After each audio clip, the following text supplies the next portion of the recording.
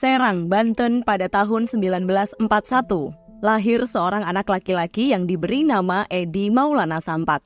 Pada tahun 1956, Edi menempuh pendidikan di SGB atau Sekolah Guru Bawah yang terletak di Rangkas Bitung, Lebak, Banten. Selama bersekolah, Edi dikenal sebagai pribadi yang pemberani, nekat, dan temperamental. Bahkan, ia tidak segan-segan menantang gurunya untuk berkelahi. Kala itu, Edi dan sang guru laki-laki menyukai sosok murid perempuan yang sama. 1 tahun kemudian, Edi berhasil lulus dari sekolah itu dan melanjutkan pendidikan militer di sekolah tentara. Sebagai calon prajurit yang bermental baja, Edi berpartisipasi ke dalam beberapa operasi militer. Ia ikut berperang dalam kegiatan penumpasan organisasi DITII yang didirikan oleh Sekar Maji Kartosuwiryo. Selain itu, Edi juga ikut serta dalam pemberantasan komunis di Kalimantan Barat, G30 SPKI, dan yang lainnya.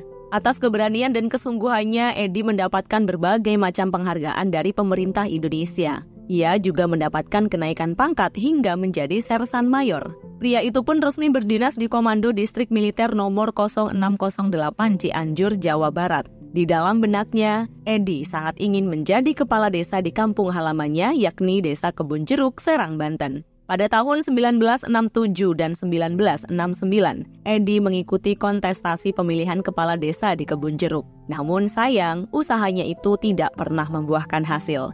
Tampaknya masyarakat di Desa Kebun Jeruk tidak menyukai Edi yang terkenal temperamental. Kala itu, yang terpilih sebagai kepala desa adalah seorang pria bernama Usman.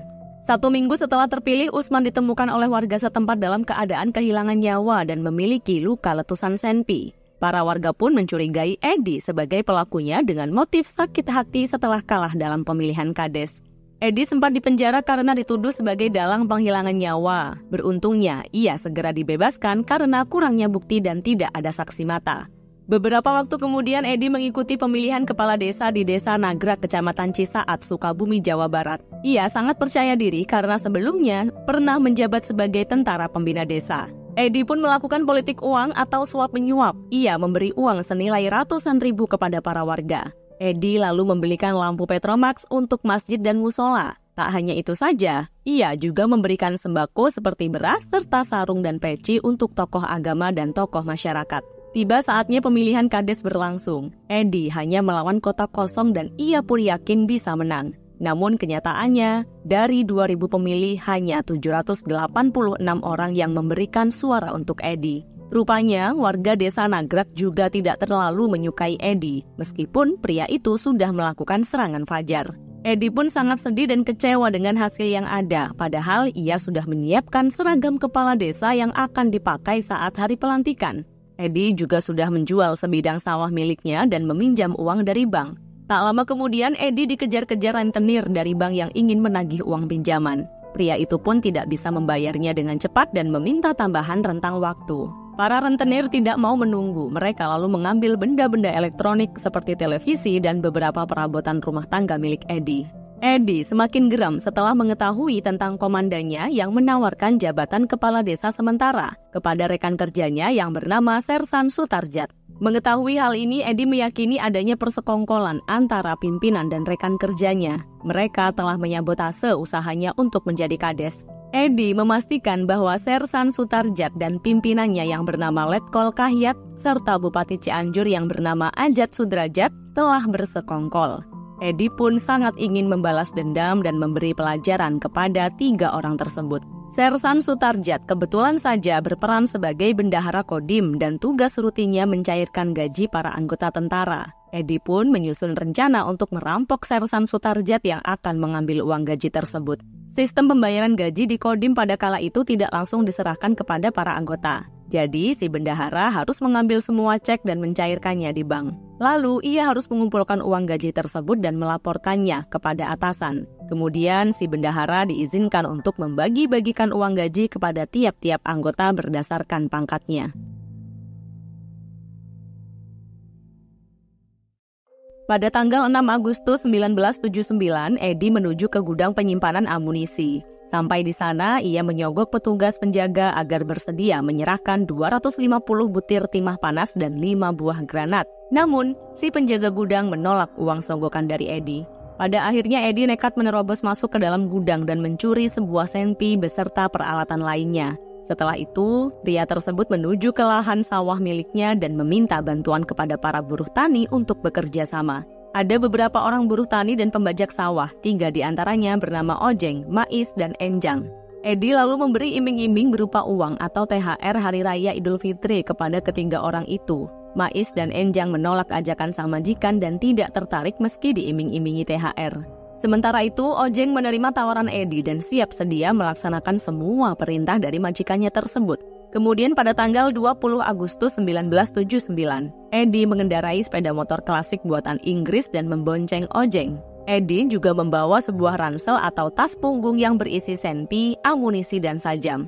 Keduanya membuntuti Sersan Sutarjat bersama 3 orang rekannya yang menaiki sebuah minibus. Dalam kendaraan itu, sang Sersan ditemani Koptu Sumpena dan 2 orang pegawai negeri sipil yang bernama Daeng Rusiana dan Jujun. 4 orang tersebut berangkat dari Cianjur menuju ke Sukabumi untuk mengambil cek gaji di kantor keuangan militer. Setelah itu, mereka menuju ke Bank Karya Pembangunan untuk mencairkan cek tersebut.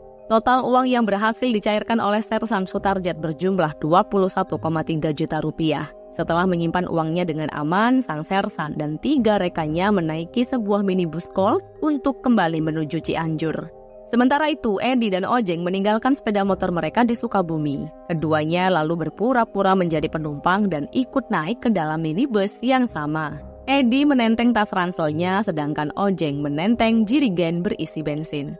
Semua penumpang termasuk Sersan Sutarjat dan Koptu Sumpena tidak mencurigai Edi dan Ojeng. Dalam minibus itu, Edi dan Ojeng duduk di bangku penumpang paling belakang. Di depan mereka ada 2 orang pegawai negeri sipil yakni Daeng Rusiana dan Jujun. Sedangkan Sersan Sutarjat dan Koptu Sumpena duduk tepat di belakang supir dan kernet. Setelah tiba di perbatasan Sukabumi dan Cianjur, Edi menyuruh sang supir untuk memelankan laju kendaraan. Pria itu beralasan akan turun di daerah yang dekat dengan perkebunan teh untuk mengambil seekor kambing. Hewan itu akan digunakan oleh Edi sebagai bahan makanan di hari raya. Supir, kernet, dan semua penumpang tidak menaruh kecurigaan apapun terhadap Edi. Saat sang supir mulai memelankan laju kendaraan, Edi mengedipkan mata kepada Ojeng sebagai tanda isyarat untuk bersiap-siap. Setelah itu, ia mengeluarkan senpi dari dalam ransel dan langsung menarik pelatuknya. Edi meledakkan amunisinya ke arah semua penumpang dengan membabi buta. Ia menghabisi Sersan Sutarjat dan penumpang lainnya dengan tanpa ampun dan sangat keji.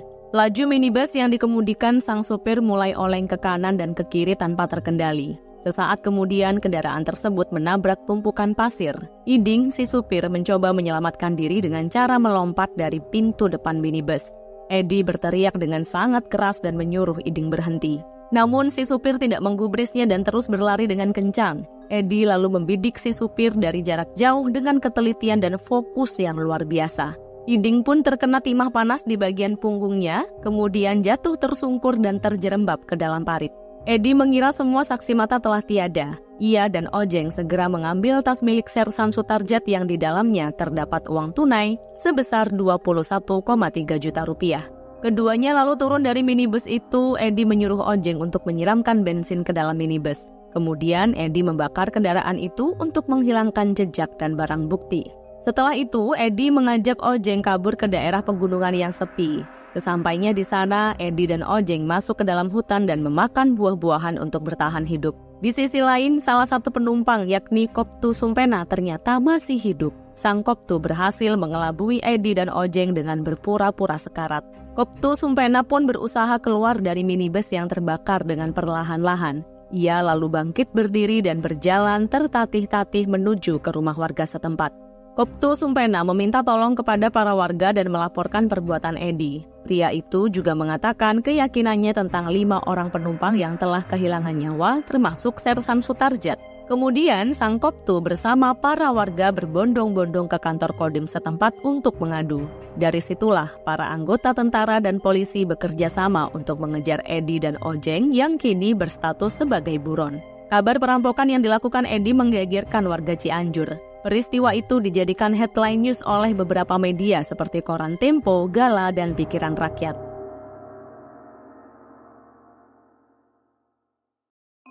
Pada tanggal 23 Agustus 1979, Edi dan Ojeng memutuskan untuk pergi ke wilayah pedesaan. Edi menuju ke rumah istri mudanya yang dipanggil Mama dan mertuanya yang masih tinggal bersama. Pria itu memberikan sebagian kecil uang hasil rampasannya kepada sang istri dan sang mertua yang bernama Bani. Sementara itu, Ojeng pergi ke rumah kerabatnya yang tinggal di dekat mertua Edi.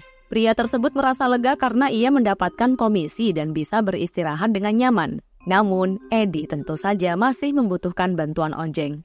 Kali ini, si pembajak sawah tersebut diperintahkan untuk mengantarkan uang ke rumah istri tua Edi. Ojeng dengan sigap menjalankan perintah tersebut dan di tengah perjalanan ia dilanda kepanikan karena polisi telah mengetahui keberadaannya.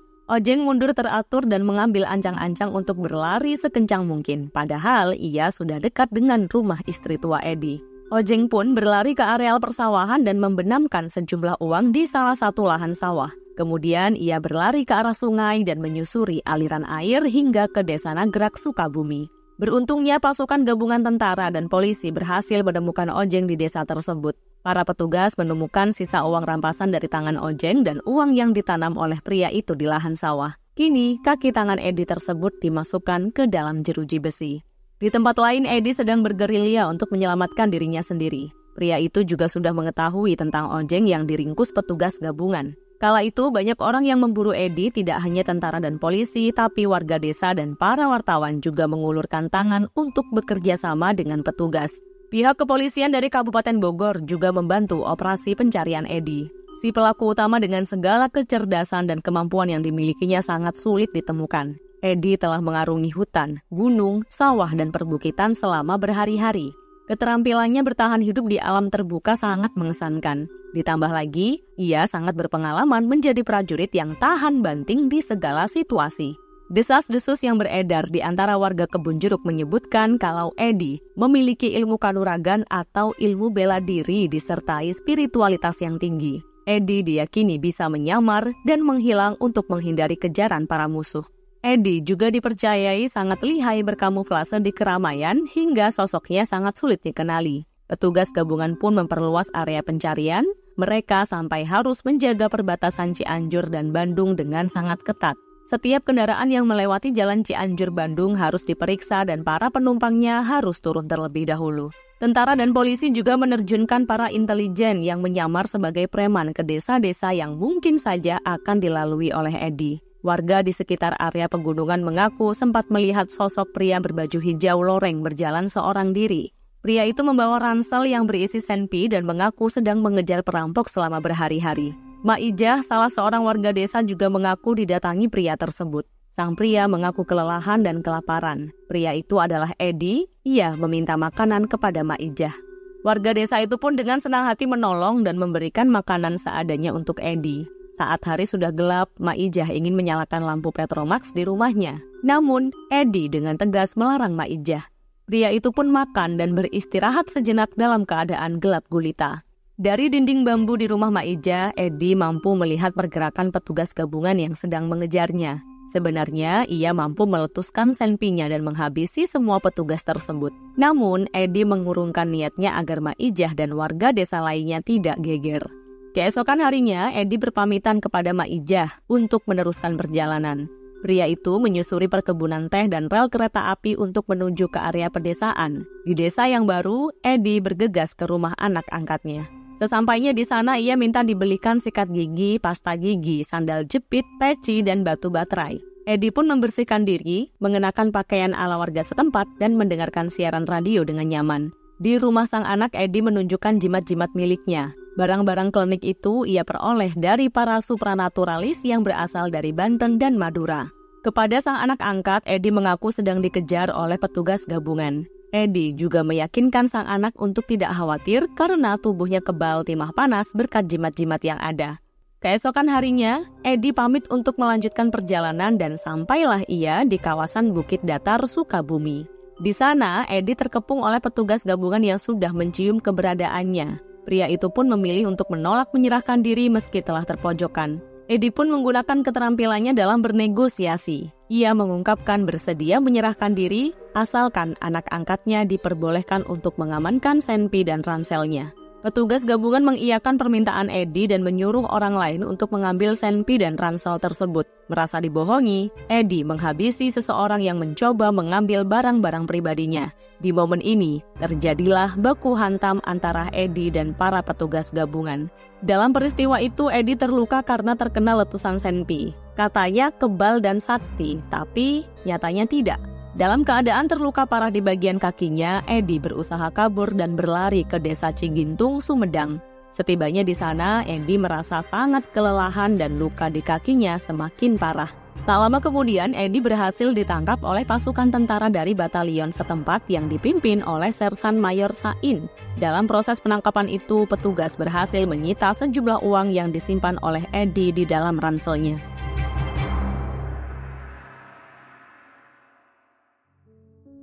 Sidang untuk kasus Edi digelar di Pengadilan Militer Kabupaten Bandung pada tahun 1981.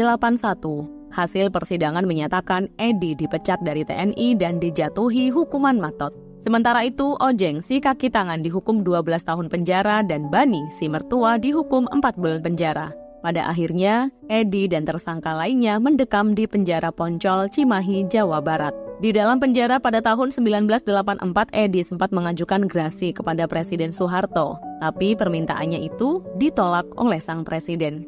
Kemudian pada tanggal 24 Desember 1984, Edi nekat melarikan diri dari penjara dengan memanjat pagar pembatas berupa dinding yang menjulang tinggi dan kokoh. Sejak saat itu, Edi dinyatakan menghilang dari penjara dan tidak berhasil dilacak oleh petugas selama 22 tahun lamanya. Ternyata, Edi pergi dari penjara dan tinggal di perkotaan. Dalam kesehariannya, ia menyamar sebagai pedagang hingga tokoh agama. Edi hidup berpindah-pindah dari kota satu ke kota yang lainnya. Saat tinggal di Banten, Edi membuat KTP dengan nama Sidik. Dengan identitas barunya, Edi bisa bertempat tinggal di Palembang, Lampung, Jambi, dan Bengkulu. Selama masa pelarian dan penyamarannya, Edi menyempatkan diri mengirim wesel untuk salah seorang istrinya yang bernama Saeti. Beberapa tahun kemudian, Edi memutuskan untuk menuju ke Tangerang dan tinggal bersama Saeti. Warga sekitar mulai mengetahui jati diri Edi yang sebenarnya. Namun, pria itu dengan percaya diri mengatakan bahwa kasusnya sudah selesai. Di tempat barunya, Edi menjadi tokoh agama yang tersohor hingga dipanggil dengan sebutan Abah Edi. Edi lalu diajak oleh para sahabatnya untuk mendirikan media lokal bernama Koran Surya Pos Banten dan Tabloid Alternatif. Dalam 2 media lokal itu, Edi diberi peran sebagai penasihat dan pembina redaksi. Pria itu pun sangat percaya diri dan menuliskan nama lengkapnya, yakni Maulana Edi Sampak. Susunan namanya sedikit diubah dan Edi sangat yakin tentang keberadaannya yang tidak akan tercium polisi. Suatu ketika, seorang satpam melihat susunan tim redaksi di sebuah koran dan tabloid. Saat menemukan nama Maulana Edi Sampak, ia menjadi sangat curiga. Sang satpam lalu melaporkan temuannya tersebut kepada polisi. Pada bulan Februari 2006, beberapa orang pria asing mendatangi kediaman Edi. Mereka datang menggunakan sebuah mobil dan mengaku sebagai warga asli Garut. Edi dan Saeti sama sekali tidak mencurigai gerombolan pria asing yang tampak biasa-biasa saja. Pasangan lansia itu mengira kalau warga Garut itu sedang mencari orang pintar. Tak disangka-sangka, para tamu yang tak pernah diundang itu memborgol kedua tangan Edi. Mereka berkata, "Bapak ikut kami." Edi yang saat itu telah berusia 67 tahun menjadi sangat kaget. Ia merasa akan diculik dan dilenyapkan oleh para pria itu. Para pria lalu berpamitan pada Saeti dan memasukkan Edi ke dalam mobil Toyota Kijang berwarna hitam. Tak berselang lama, mobil tersebut berhenti di Lembaga Pemasyarakatan Poncol, Cimahi. Saat itu juga, Edi memahami kalau dirinya telah tertangkap dan persembunyiannya selama 22 tahun sudah berakhir. Pada tahun 2015, Edi mengajukan gerasi kepada Presiden Joko Widodo. Lagi dan lagi, sang presiden menolak permohonan tersebut. Kini kabarnya Edi sedang ditahan di Lapas Nusa Kambangan dalam usianya yang sudah sangat renta, yakni 83 tahun. Keluarga mendiang Sersan Sutarjat dan Koptu Sumpena sangat lega karena Edi yang kejam sedang menjalankan hukumannya. Mereka berharap hukuman matot atau eksekusi terhadap Edi segera dilakukan. Di sisi lain, Saeti, istri si pelaku, berharap suaminya dibebaskan dan diampuni karena Edi sudah tua dan sakit-sakitan. Tapi apa boleh buat, Edi harus tetap membayar konsekuensi dari perbuatannya di masa lalu. Semoga kita semua bisa mengambil hikmah dari kejadian ini. Saya Mei, sampai jumpa di kasus berikutnya.